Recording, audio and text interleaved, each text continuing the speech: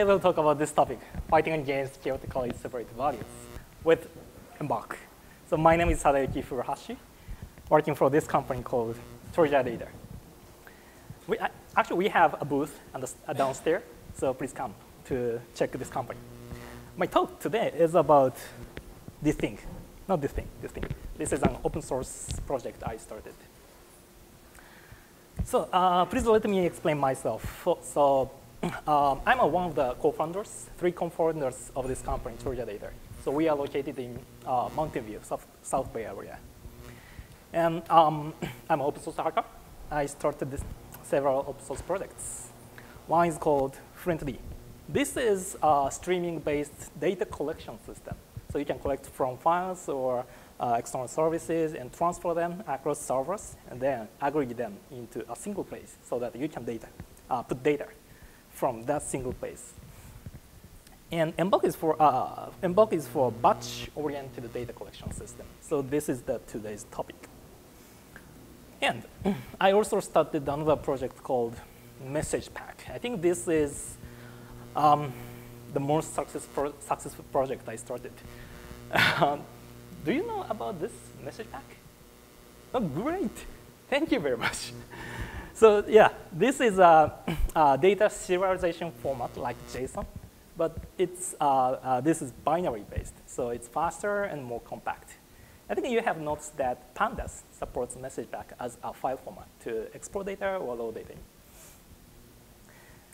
So this is the topic. So fighting against CSV files using Embulk.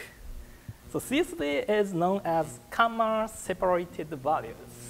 However, in reality, it's not always comma-separated. I heard that in recent years, this is considered as character-separated values. But anyways, that is chaotically separated values, so there are many problems. So first of all, what is Embulk? So Embulk is an open source data collector that loads data from A to B. And A can be anything using plugins.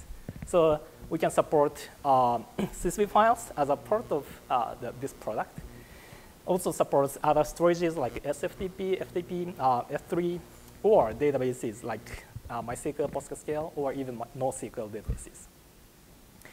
And B also can be a plugin, like Redis, Cassandra, Hadoop. That is all plugin-based. This tool helps you to move data across those 2 storages. That was very painful before. Here's a reason. So example is that you need to load 10 gigabytes of CSV file into PostgreSQL. Okay? First, I think you will write a script to load the data into PostgreSQL, but probably it fails. Why? The reason is that the CSV file includes many data, including timestamp. To load data into PostgreSQL, the timestamp format needs to be like this format. However, the data format could be like this ISO style format. If you prepare the CSV files from MySQL, usually null values are like this format. This is same with Hive. If you load data from CSV file, null is like this representation. But it doesn't work with PostgreSQL. So do more normalization and filtering to fix the error. OK, great. Second attempt fails because at the later part, you found another broken record, which says INF, but it needs to be infinity to load that to PostgreSQL. So fix, retry, fix, retry, fix, retry, repeat, repeat, repeat. That is painful. And you may realize that somehow the data is loaded twice. That's a problem. You need to try from the beginning again. OK, but script worked today. That's good. So let's say you register the script into Chrome so that you can sync the file into PostgreSQL every day. But this will cause another problem, like this. One day, the CSV file generated by application contained an invalid Unicode byte sequence. That kind of random errors. So then that script silently fails, and then unless you fix it, the data on PostgreSQL will not be updated. So that is a very painful problem. Next problem is to load a lot of a big size of data. Let's say you have 10 gigabytes files, 720 files. Most of the scripts are slow because we don't want to spend time to optimize that script. But if we take 1 hour to load one file, loading 720 files will take 1 month. It never ends, actually. It might be literally never ends because during data transfer, that can cause network error or the database could be overloaded. In that case, the data loading will fail. If you retry from the beginning again, that error might again happen. So to reduce the risk of that error, or probability of the error, you need to retry from the middle. That is called resuming. But implement that kind of error handling, resuming, advanced retrying, is hard. We don't want to spend such time to write the script. And this example used CSV as the input file format. Let's say that is on F3. But there are many other formats in the world, XML, JSON, and often cases, application will use custom log formats. And the files might be on Hadoop. They use different file formats like RC files, ORC files. Many files are invented recently. And there are many kinds of storages as well, FTP, SFTP, or Google platform. And of course, there are many outputs as well. In this case, we use PostgreSQL as an example, but Elasticsearch, Redshift query, MongoDB, or even Salesforce can be a candidate of output. So to support those different things, we needed to write scripts each other. But it's painful work. So the problems are, so parsing files correctly is difficult. It needs to include valid escaping, valid quoting handling, encoding handling, and null handling. That is difficult. And error handling becomes very complicated. Finding an error could be easy, but recovery from the error is difficult. And optimizing performance takes time. And once error happens, the basic approach is to retry from that. But we don't want to load data twice. That operation needs to be idempotent, so that the data is loaded once, or no data is loaded. Then you can retry. But that kind of idempotent transactional control is hard to implement. And there are many file formats, many kinds of storages in the world. How to save my time? That is the problems. And we, as a company, Teradata, had those problems. So Teradata is a cloud-based data management service. So you send the data to us, and we process the data using SQL, and we push the results back to you. Then with this idea, you can offload the big data processing part into our side. You can do SQL processing, joining across multiple data sources. You can also apply a machine learning. So that is good. However, there's a problem. So if a customer, like you, wants to try Teradata, you need to load some data to us.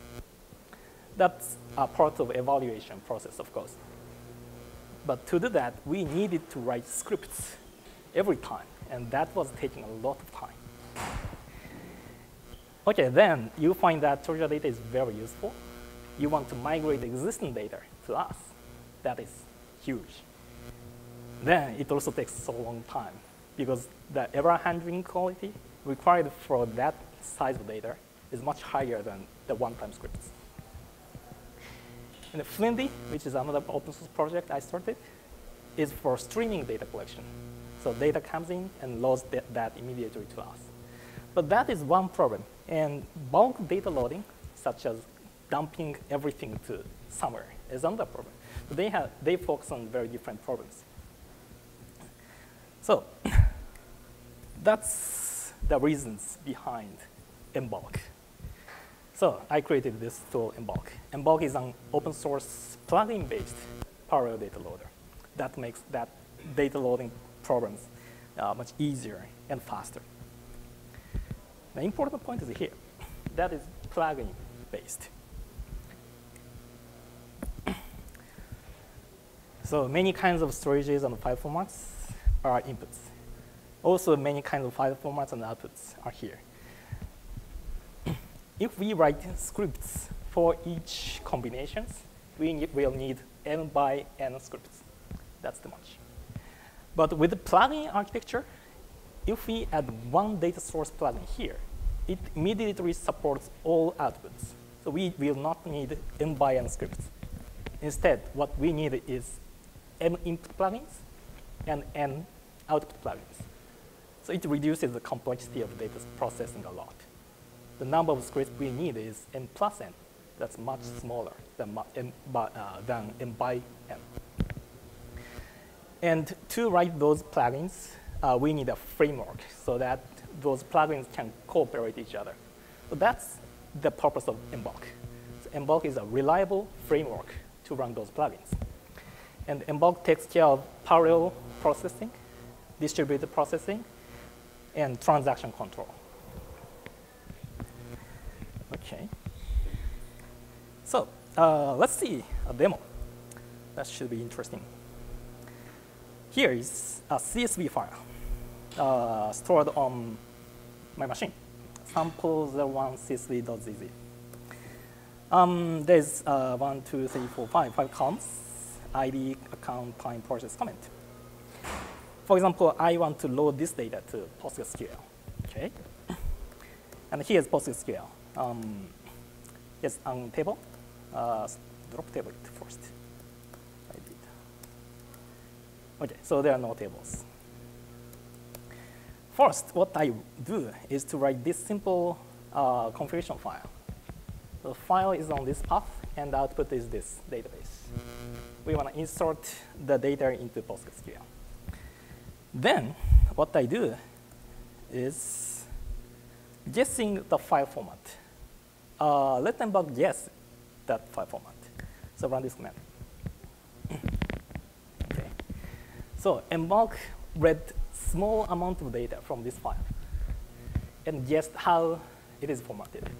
So first, apparently the file format is zipped, it's compressed, and character encoding is UTF-8, and delimiter is comma, not column also.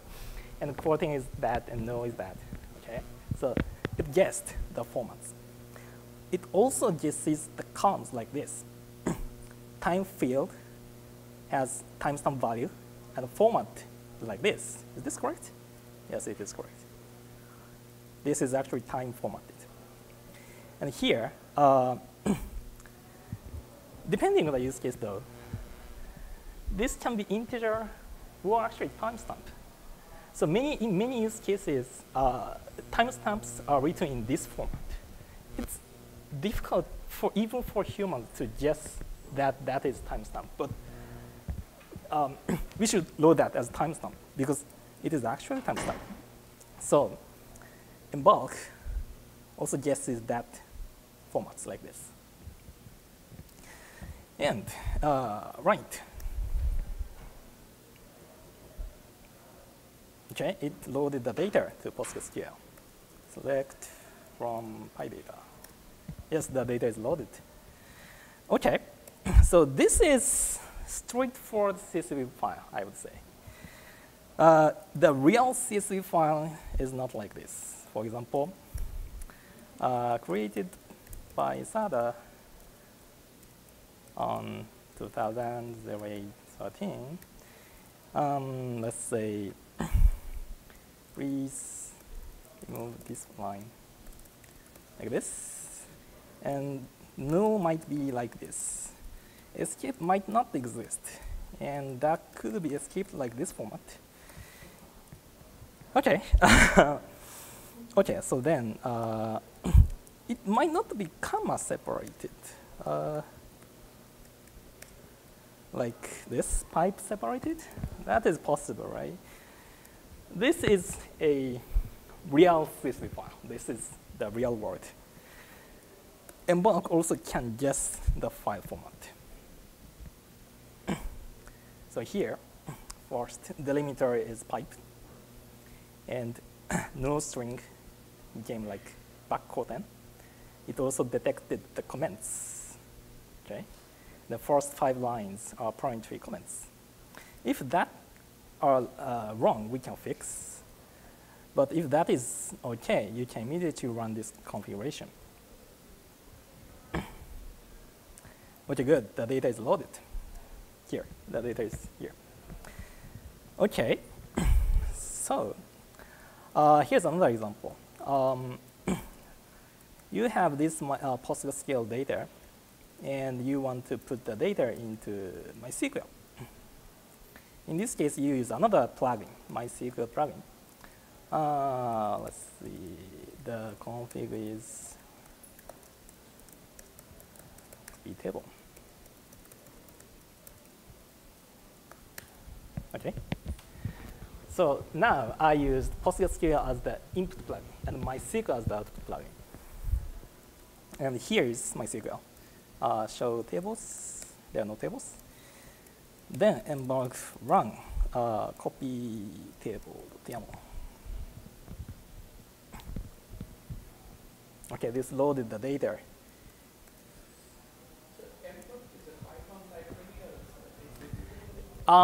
It is an application, it is a tool, as well as a library. So you can run on command line or load from an application. You can load within an application, so you can embed. Okay, so that was the demo. So this is their internal architecture. So there are input plugins and output plugins. There are also filter plugins so that you can convert the structure of the data or remove unnecessary rows. And there are another plugin to guess the formats. You can write, for example, JSON format guess plugin or like XML format guess plugin. Then it makes it much easier to configure Embulk correctly. Within input plugin, there are 3 kinds of internal structure as well. One is file input, one is decoder, one is parser.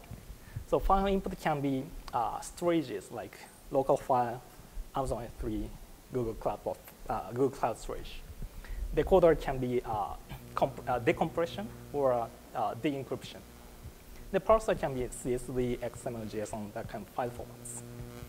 In this case, output can be, for example, PostgreSQL, Amazon S3, gzip, CSV.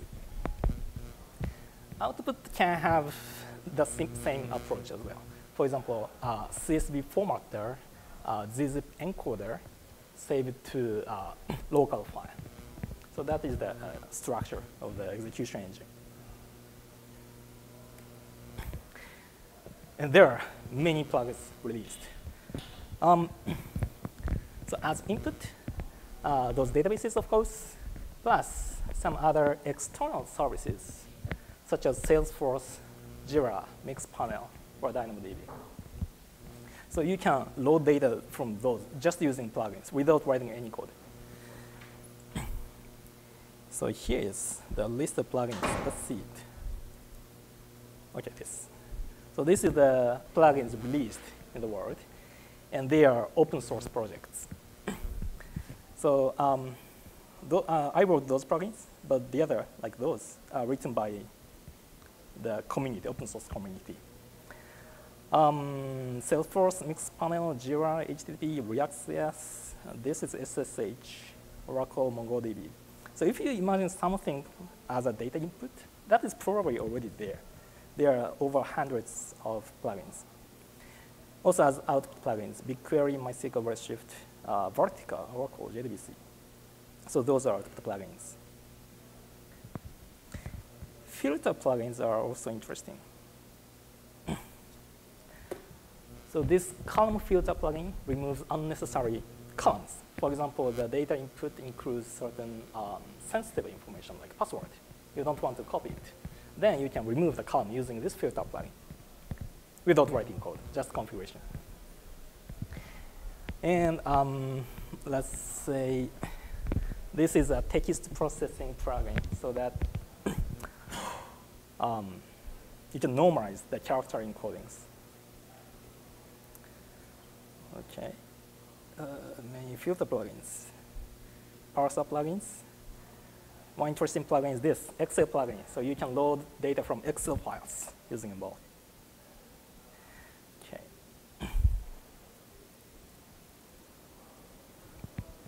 Okay. And I explain the outputs. Filters. So filters can work between inputs and outputs here. So one use case is to convert a user agent column into browser name, OS name, those parsed informations, so that you can use it at the later scripts very easily. Of course, another use case is that converting an IP address into geolocations. If you have access logs like this, question query parameters, Embulk filter plugin can also parse it before using it in the application. And those plugins are written by the community. So I wrote PostgreSQL filter plugins. But those filter column plugin is written by another person, which is in the community. And Embulk Elasticsearch is written by my colleague, Muga. So people do some work to write plugins. Then they release it on GitHub. Then we can take advantage of it. We don't have to do the same thing twice, because we can package those efforts into plugins. And an interesting thing that execution engine is also plugin-based. So tasks like parser, decoder inputs or outputs, they run on Embulk. But this layer, this execution layer, is also plugin-based. The default plugin is called thread, local thread plugins, so that those tasks run on threads. There's another plugin called Embulk Executor MapReduce. Using this plugin, you can distribute those tasks on Hadoop cluster so that you can process huge amount of data using multiple machines. So this is very helpful to load huge amount of data on S3 into those services like BigQuery, Redshift, Teradata. Within Teradata, in our system, we embed Embulk as a part of our service. So we load Embulk as a library in application. So our customers call REST API, and this REST API includes the information of the data source in YAML format. And we run Embulk on our environment on Hadoop cluster and load the data into our platform using Embulk plugins. Okay. Maybe this is also interesting, but let's go this first. So first, I released Embulk in 2015. That was the first version, and I added many features later. So one interesting feature is resuming. So in Embulk, execution is divided into tasks. And if one task fails, the data loading will fail. But if you retry everything from the beginning, it takes so long time. So instead of retrying from the beginning, Embulk has resuming from the middle of the failure. So you don't have to retry everything on the failure. And another thing is incremental loading. Embulk can remember what happened before, and the next execution can start from that state. Here's a demo again. So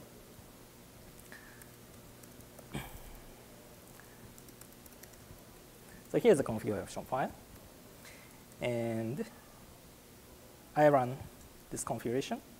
Then this will load data again. But if I do this, argument, .c, diff.yaml,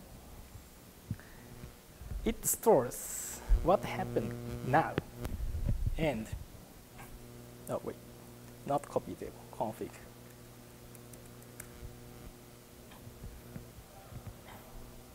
Okay, what happened now and what should do next. In this case, the last path was this file. For example, in this directory, an application appends new files every day. Let's emulate the situation. CP, CSV, sample CSV, sample2 CSV. There are two files. What we want to do is just loading one file, not the both of them. Embulk can take advantage of this state file. Now, it skips the first file because that is loaded before, then loads only the last one, and updates the states here, 02. Then if at the next execution, it skips those two files and loads only new file. So that's the incremental loading.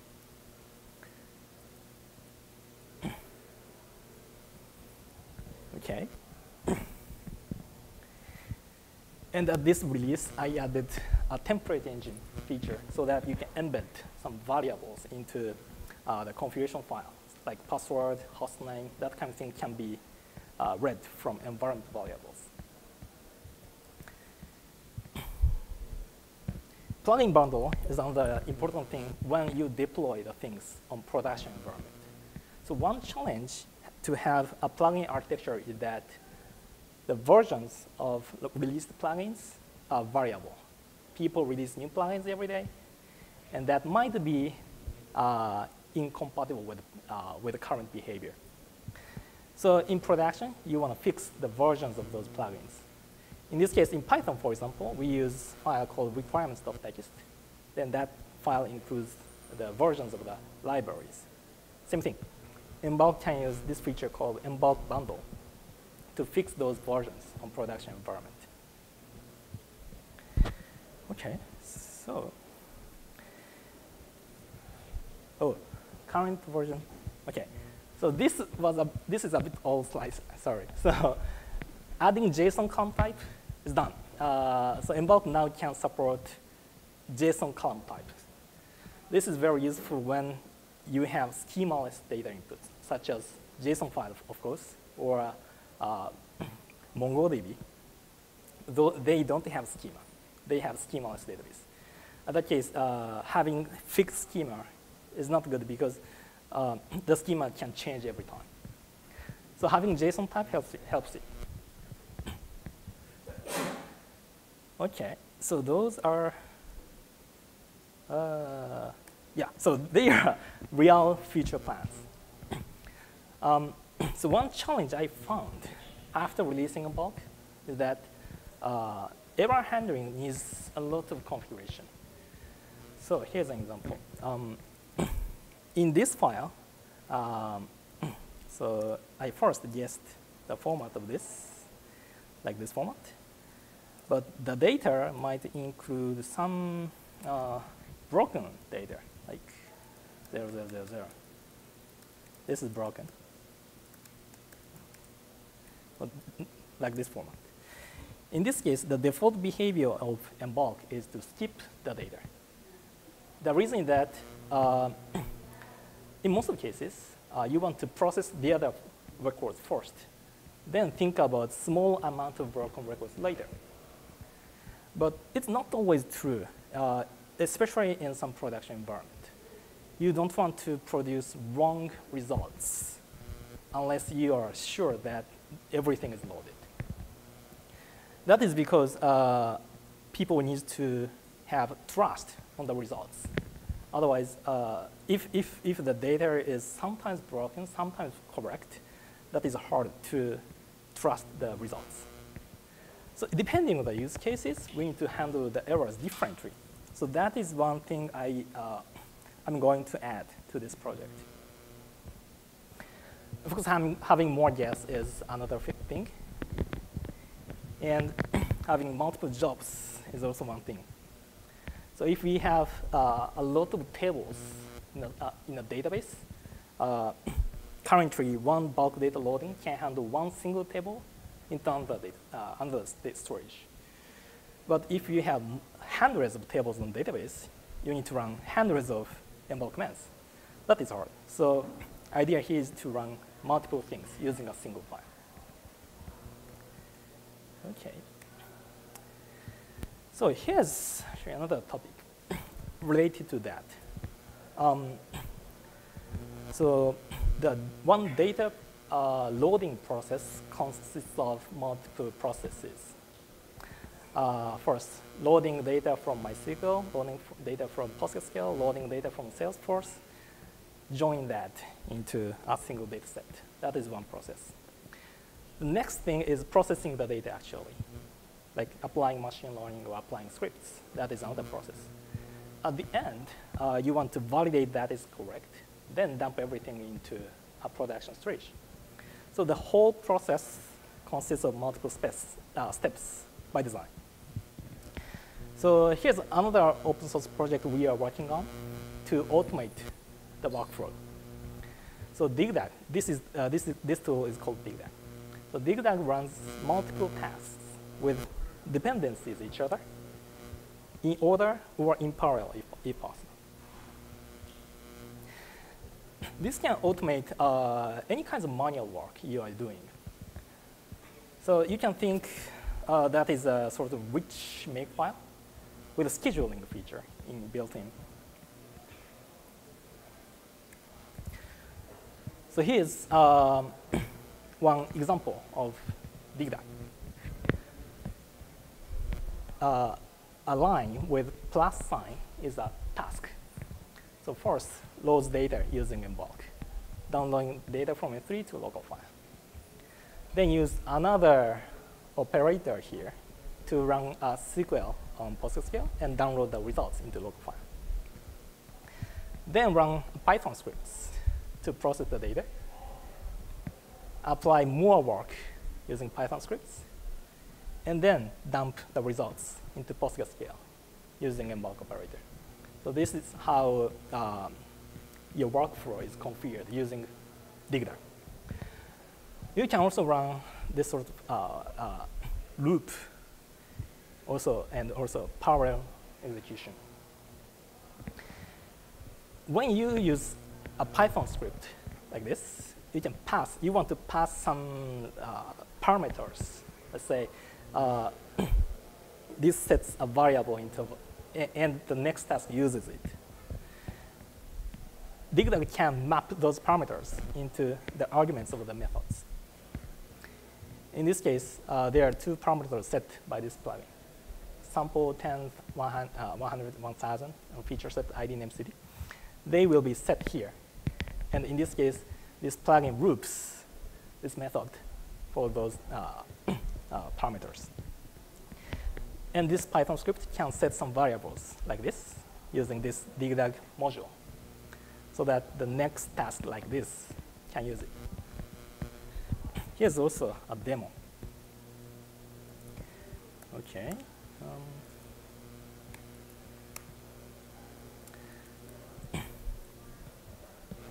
This is a bit funny thing.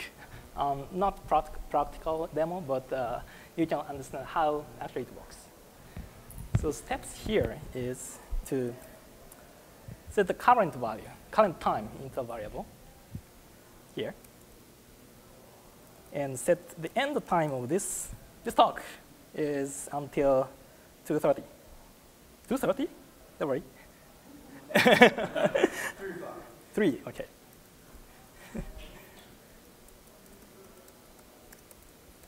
Okay. Then set the end time to this variable. And using those two parameters, current time and end time, calculate how many minutes I have, then set it to another variable. If that is smaller than 10 minutes, run a shell script to execute this command, say. Say is a command to say something. And I also have some loop here. Okay. If I run here, hurry, hurry up, hurry up, hurry go, hurry okay, hurry okay. Okay. I have only 5 minutes, so I need to hurry up. So the last thing you saw is a loop. So in this case, the term added here, this term is used here, was app, go, and OK. So there were 3 loops, and filling was exclamation and question. So for each combination, this loop happened. So that's why you heard hurry for 6 times. Yes. OK, that was the demo. So this is under very active development, and you can find it on website by Googling this big DAG. So please search it. Thank you very much.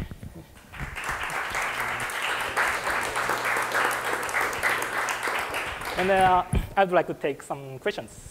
Yes?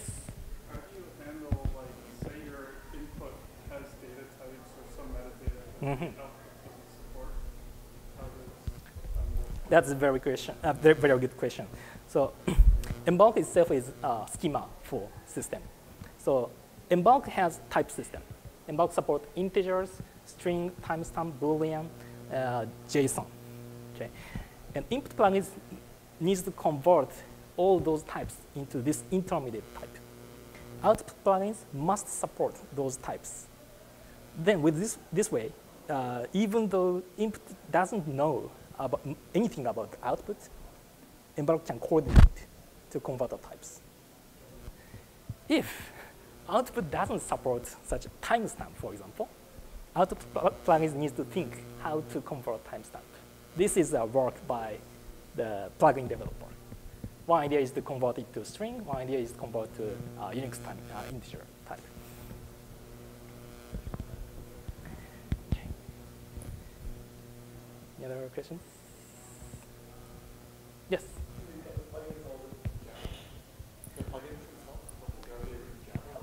Plugins can be written in Java or Ruby or Scala. That is the current support. Inside process, generally. Generally, yes. Generally, because executor itself is also a plugin. So the default plugin, local thread executor plugin, those plugins into memory.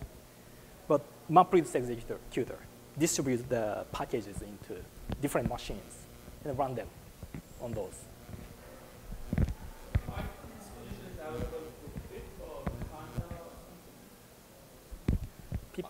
Python installation, how is it available?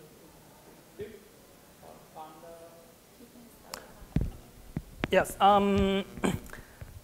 is available in Python? As a plugin management system, Embulk has its own packaging system. So there's a plugin release site. So you need to release on that, and then Embulk install it. In other words, a plugin needs to include everything in the package. Actually, there's one reason to do why I did that architecture. So, well, in this case, Embulk uses Java at the core. And if we load plugins in a single process, dependent libraries will conflict. The same file might exist here and here. And they have different versions, and things will be broken. But it's not good.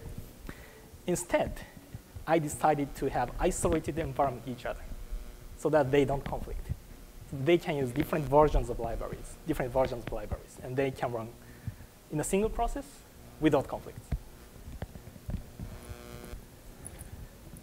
Yes? Yes?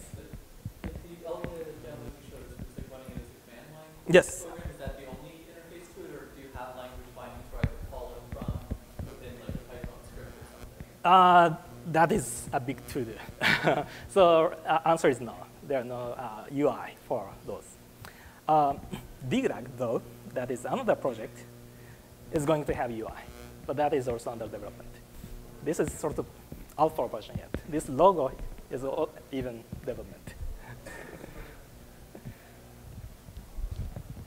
Right, sounds good. Okay, oh, yes.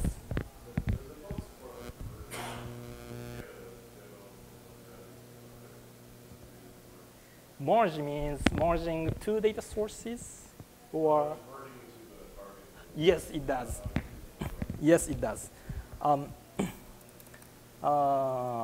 For example, I think you mean databases, right? PostgreSQL, MySQL. So this is a document of the plugin. And no, output. Ooh.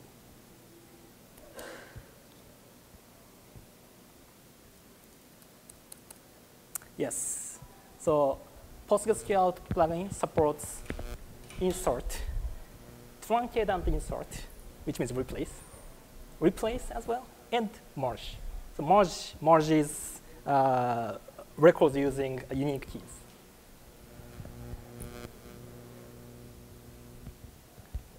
Truncate, insert, and replace look similar, but actually different.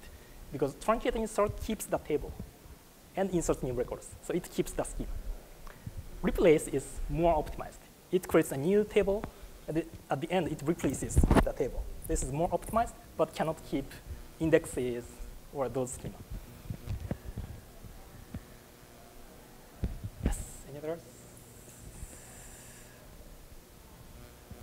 If you have some storages in your mind, please say the name. Then I can find the names, I think. You have some examples? Arrow. Apache Arrow is not supported, unfortunately. I know the project. I'm familiar with that project, but not. Embulk supports message pack instead, though, because I created it. Okay. Thank you very much.